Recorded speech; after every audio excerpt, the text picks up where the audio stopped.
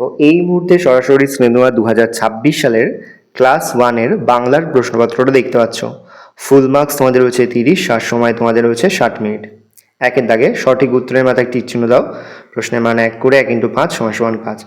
রামের গায়ে আছে নীল লাল শাল লাল, শিল পড়ার সময় টুপটাপ থুপটাপ শব্দ হয় টুপটাপ, শাল মুড়ি দিয়ে শুয়ে আছে কানায় গুপি গুপি, মাছ পানকৌড়ি হলো জলচর জলচর প্রাণী জলচর।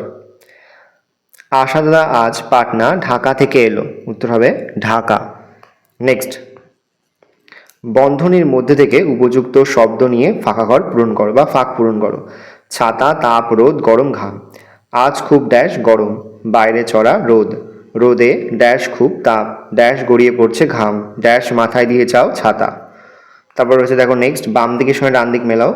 আমি আসি, বাঁশি বাজে, আম পাকে, রমা আকে তুমি এসো।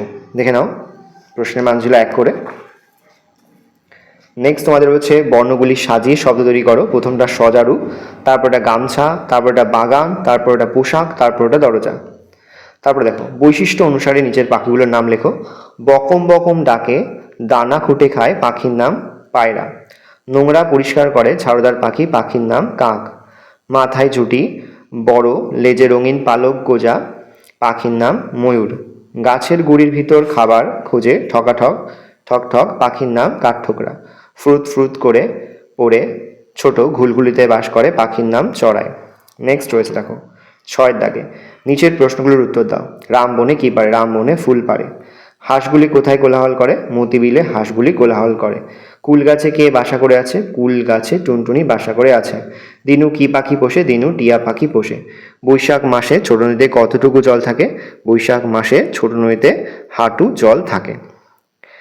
ভালো করে দেখে নাও, এই রয়েছে টোটাল তোমাদের সেকেন্ড ইউনিট টেস্ট অর্থাৎ দ্বিতীয় পর্যায়ক্রমিক মূল্যায়নের ক্লাস 1-এর বাংলার প্রশ্নপত্র। ভালো করে প্রশ্নপত্রটা দেখে নাও।